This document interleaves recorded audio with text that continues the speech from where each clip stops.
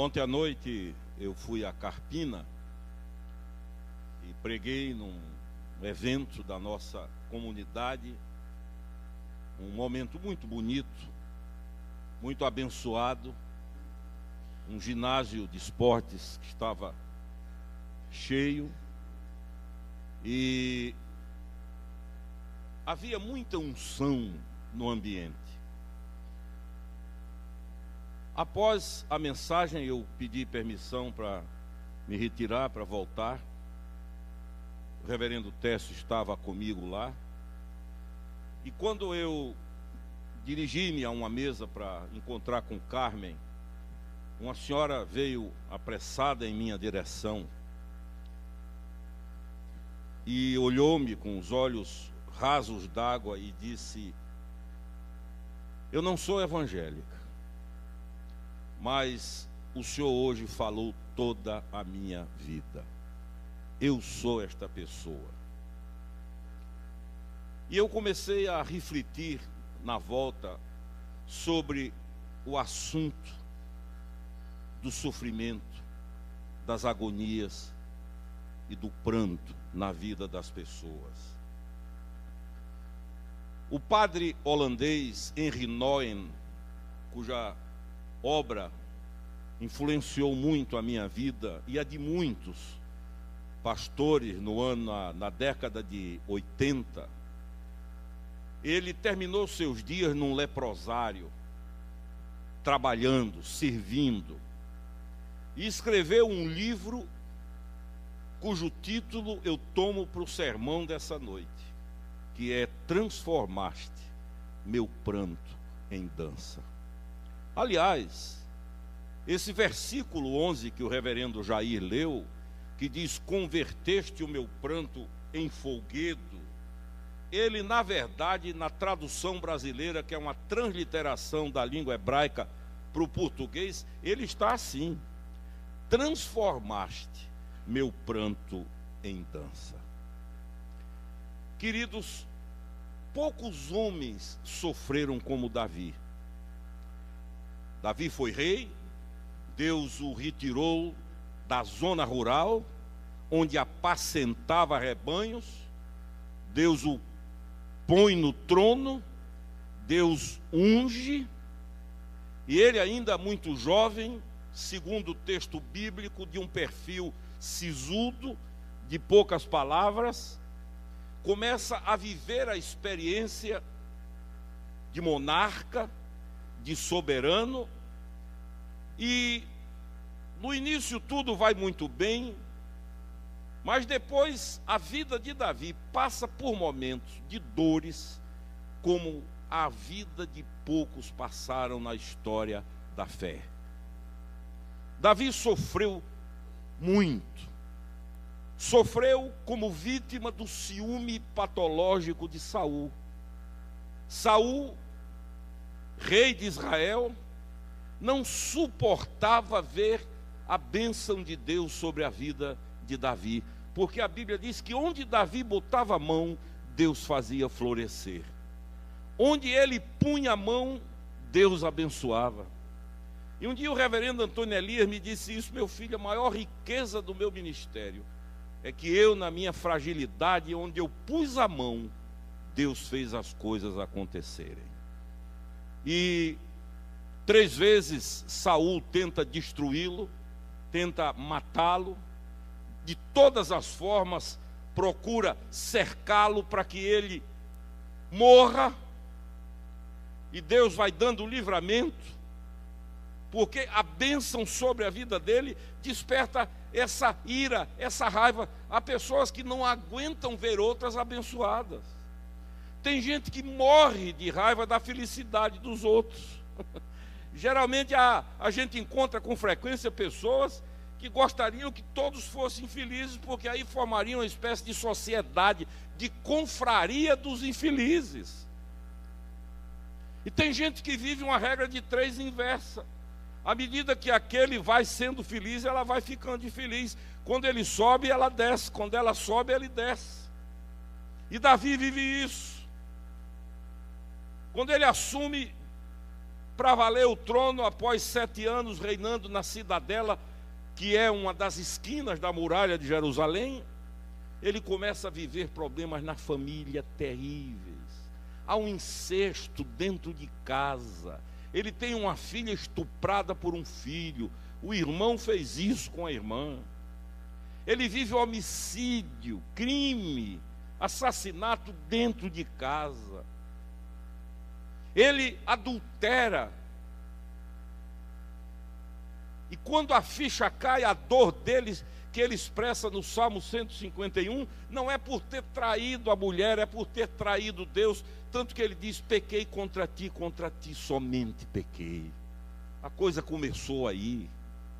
Ele é deposto do governo, ele é botado para fora do governo por um filho, Absalão.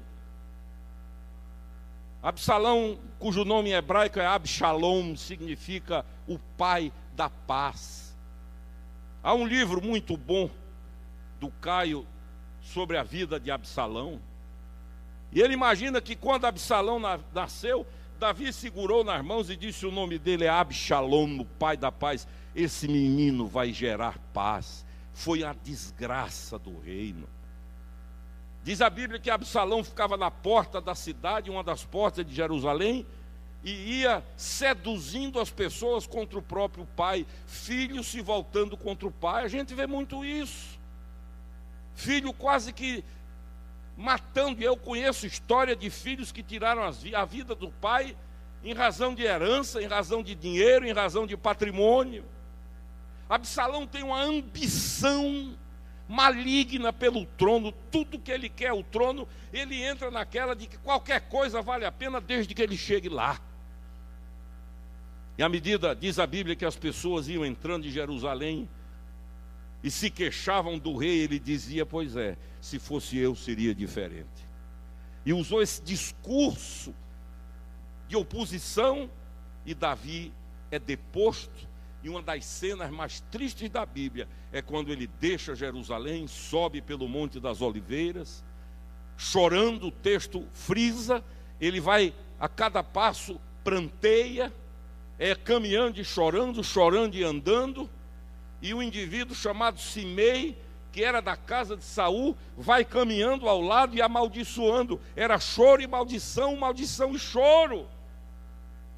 Simei vai carregando Davi de culpa e dizendo: tudo isso que te acontece é castigo pelo que tu fizestes a Saul. E ele vai embora. Passa 2 anos em Gate, onde hoje está Gaza, entre os filisteus. Chega ao ponto de criar um teatro, faz-se de louco, de doido, espuma. Ele começa a espumar para preservar a vida. Tanto que o rei de Gate diz: será que já não tínhamos loucos suficientes aqui para mandarem mais um? Ninguém na Bíblia, talvez no Antigo Testamento, tenha chorado tanto, pranteado tanto. Se Davi fosse daqueles corações rebeldes, e não era, porque ele era um menino de coração bom, a Bíblia diz que ele era um menino segundo o coração de Deus, ele iria olhar para Deus e dizer: o que é que o Senhor fez comigo? Eu estava lá na zona rural, tomando conta do gado, vivendo minha vidinha, tinha meu alimento, tinha minha casa, ia tudo tão bem, eu tinha paz. O Senhor vai lá, me pega, me traz, me converte, me põe no trono, faz de mim o que eu nunca pensei ser. E ele diz isso em 2 Reis, quando ele ora a Deus e dizendo: quem sou eu e quem é minha casa para que tu tenhas me colocado aqui? E agora olha aí,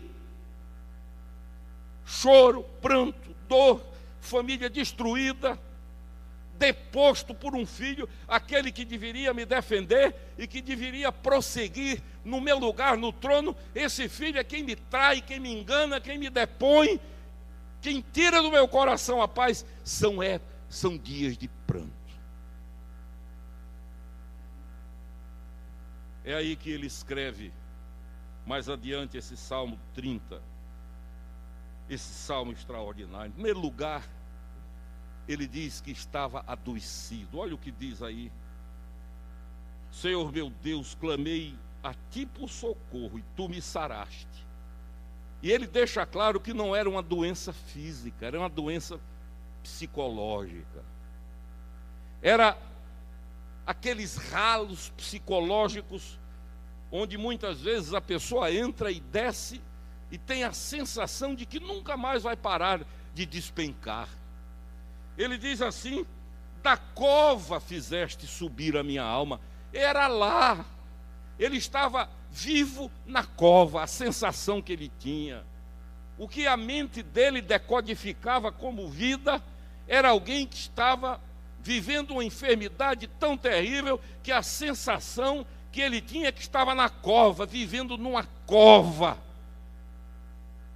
Preservaste minha vida ali. Davi viveu uma depressão terrível. Davi viveu uma depressão que, do ponto de vista humano, não teria possivelmente retorno.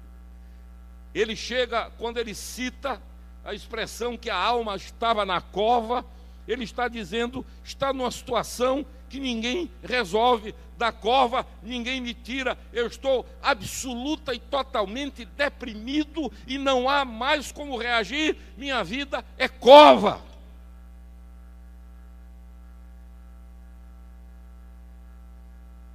E ele escreveu alguns salmos lindos na sua dor. Davi foi como os cisnes que no sofrimento cantam mais doce. Davi foi como a ostra que na crise da dor produz a pérola. Davi foi um indivíduo que quanto mais sofreu, como homem, como carne, como gente, mais exaltou e glorificou o nome de Deus. Não há na sua boca nenhum tipo de amargura, de queixa, de blasfêmia, de cobrança a Deus.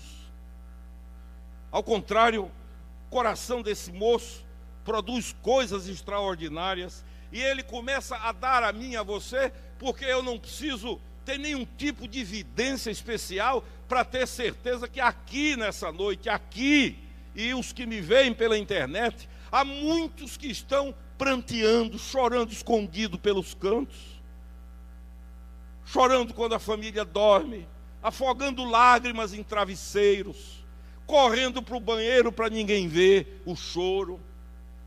Há muitos de vocês que estão banhados por essas lágrimas amargas, ácidas. E eu quero dizer nessa noite, firmado na rocha desse evangelho que eu prego, que o Senhor quer transformar o seu pranto em dança. Durante 430 anos Israel gemeu, pranto, choro. Quando há libertação, eles estão diante de um mar, não podem atravessar, não há saída para a direita, para a esquerda, para canto nenhum. Eles assumem o fim, a fatalidade. Deus faz um milagre, eles atravessam e o choro é transformado em dança. Tanto que Miriam, diz a Bíblia, pega pandeiros e fitas serpentinas e começa a dançar de um lado para o outro, enquanto Moisés canta aquele que é o salmo de sua vida. Davi diz que a primeira coisa que nos conforta é essa: a ira do Senhor não passa de um momento, mas o seu favor dura a vida inteira. O que Davi está dizendo é: o pranto vem, é inevitável, acontece, mas ele dura um momento. Agora, a benignidade, a benevolência, o amor, o carinho, o afeto do nosso Deus, diz ele, dura a vida inteira. O pranto diante da ação benigna de Deus é nada, é fração. É por isso que ele mesmo diz: o choro pode durar uma noite, mas a alegria, a explosão de gozo vem ao amanhecer. E assim ele encarou suas dores.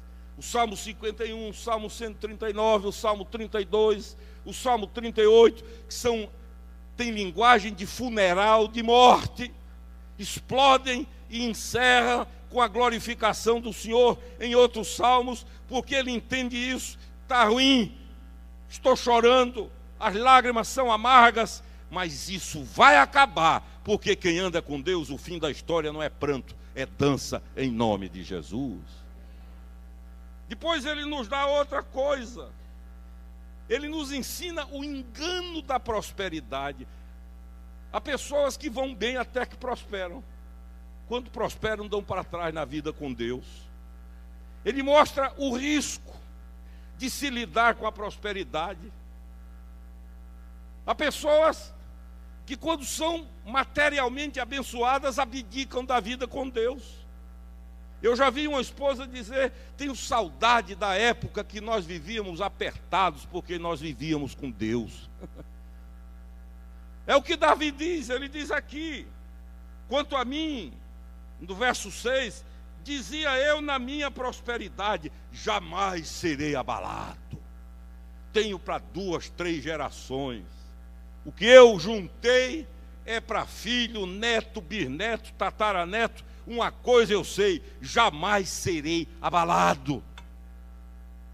E ele percebe o engano, ele percebe a falácia, e ele nos ensina o risco que corremos na vida de não sabermos ter o que Deus nos dá. Há pessoas que usam contra si e contra a família a bênção material que Deus dá.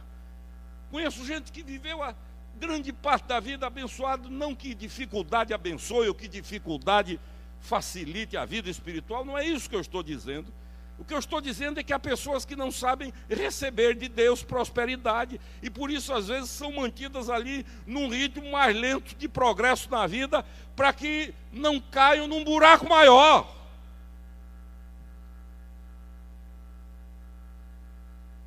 Ele dizia: jamais serei abalado.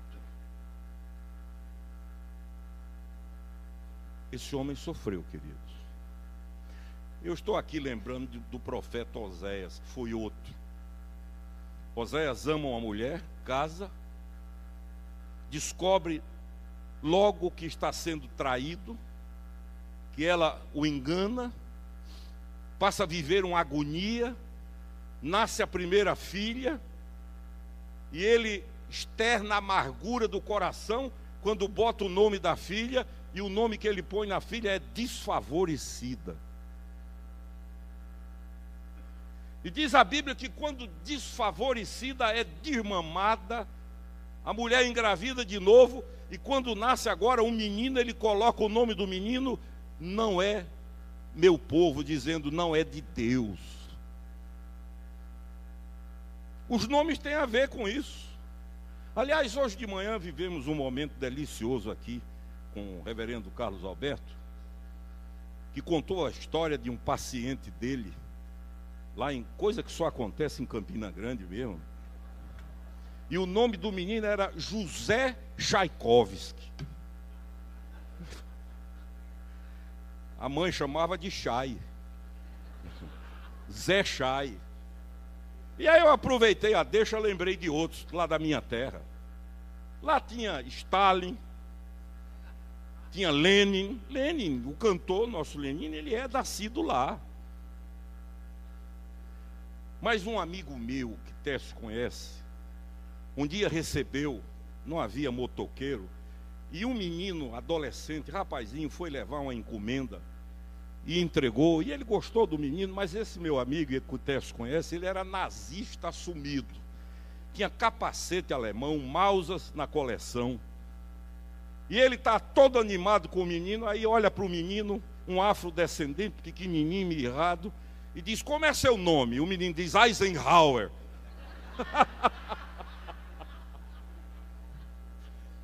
E ele quase cai, diz: não é possível. Campina Grande tem dessas coisas. Mas Oséias chamam a filha de desfavorecida e um filho de não meu povo. Pranto. Se há um assunto que nos identifica, é o assunto da dor, do sofrimento, do pranto. E ao contrário do que prega Buda, por isso que nós não compartilhamos a filosofia budista nesse aspecto também, é de negar. Ou a neurolinguística de Laí Ribeiro que ensina a estar sofrendo, tá? Então começa a dizer, não estou sofrendo, não estou sofrendo, não estou sofrendo, não estou sofrendo. A Bíblia não diz isso. A Bíblia diz que luto é luto, que dor é dor, que perda é perda, que tristeza é tristeza, que alegria é alegria. Agora, o que a Bíblia afirma é que esse Deus em quem cremos tem o poder de transformar as lágrimas em riso, o pranto em dança. E ele então começa a dar as razões pelas quais, ou qual o caminho para que o nosso pranto seja transformado em dança. Aí no verso 8, a primeira coisa que ele diz é: por ti, Senhor, clamei, ao Senhor implorei. É pedir a quem pode, é dirigir-se a quem tem, é falar com quem resolve. Uma vez meu pai disse a uma pessoa amiga dele: eu não preciso de intermediário, se eu tenho a liberdade de falar direto com ele. Doutor Billy Graham disse: eu sei que Deus existe, porque todo dia eu falo com ele do jardim de minha casa. O que Davi está dizendo é: o que estanca o pranto, o que cessa o pranto, o que vira o jogo, o que muda a história, o que tira o luto, o que põe a fantasia da alegria, é essa: orei, clamei, a ti me dirigi. É pedir a Deus hoje em nome de Jesus. É dizer: não aguento, já não tenho lágrimas. Sabe por quê? Porque às vezes a gente chora tanto que já não tem mais lágrimas para verter. É um choro seco, é um choro que vai se transformando em gemido, que muda para quase urro. É um choro que não permite sequer que haja a palavra. Ana, mulher de Elcana, 1 Samuel, a Bíblia diz que ela tinha uma angústia tão grande porque vivia humilhada, vivia sendo desprezada por Penina, que era outra esposa de Elcana. E diz a Bíblia que ela nem sequer conseguia falar, apenas movimentava os lábios, tão grande era a sua dor. Mas ela foi ao templo, orou, e Deus a atendeu, e do seu ventre, até ali estéril, nasce Samuel, o maior profeta dos seus dias, o maior juiz de Israel. Jamais Israel havia tido um juiz com a sabedoria de Samuel. Joquebede também chora a esterilidade. Quando é curada, Deus exagera e ela quer um filho, Deus dá 4. E um desses filhos é simplesmente Moisés, o maior legislador do mundo na sua época, o homem que tira Israel do Egito, o homem que dá o grito libertário. Ana viveu a experiência de ter o pranto transformado em dança. Joquebede viveu a experiência de ter o pranto transformado em dança. E o que Deus quer para nós não é uma vida de pranto, mas uma vida de dança, de alegria, em nome de Jesus. Então a primeira coisa é essa, queridos: pedir a quem pode. Não fique gastando seus pedidos com quem não pode. Dirija-se ao Senhor Jesus, que disse: todo o poder, não foi quase todo, foi todo o poder me foi dado nos céus e na terra, ou seja, no universo. Davi nos ensina ainda que vai louvar a Deus. Ele diz aí no verso 9, de forma implícita: louvar-te-á porventura o pó, declarará a tua verdade. Ouve, Senhor, e tem compaixão de mim, sê tu o meu auxílio. Ele diz: não me deixe morrer, eu estou morrendo, me acabando, definhando, sumindo na vida, e eu peço socorro, eu imploro ao Senhor que vire esse negócio, que mude essa história, que transforme esse caminho. Não me deixe ficar vivendo dias. No Salmo 38 ele diz: as minhas lágrimas têm sido o meu alimento de dia e de noite. Já não durmo, passo a noite com as mãos para o alto, olhos abertos, insone. E é depois disso, de buscar quem pode e de clamar, que ele vem com esse verso 11, abrupto, repentino, súbito. Ele não conta como foi o processo, ele não narra a caminhada da cura. No verso 11 ele já entra de forma absolutamente avassaladora, dizendo: convertei converteste o meu pranto em folguedo, transformaste o meu pranto em dança. O que antes era choro, agora é riso. O que antes era lamentação, agora é glorificação. O que antes era noite sem dormir, de agonia, agora são noites bem dormidas, com sonhos de uma intensa paz e de uma vida em comunhão contigo. O que Davi está dizendo, e ele gostava de dançar. Davi era um pé de ouro. Se você ler lá em Samuel, em Reis, quando ele traz a arca da terra dos filisteus, a Bíblia diz que ele vinha dançando e o caminho ficava estreito. Eram os bois que carregavam a arca, mugindo, e Davi dançando. Tanto que Mical, a filha de Saul, que era a esposa dele, diz a Bíblia que ela olha da janela do palácio, vê Davi dançando de um lado para o outro, despreza o marido no coração, e quando ele chega, ela diz: você não tem vergonha de fazer isso na frente dos seus servos? E ele responde dizendo: perante o Senhor me alegrei, e diante dele ainda mais me humilharei.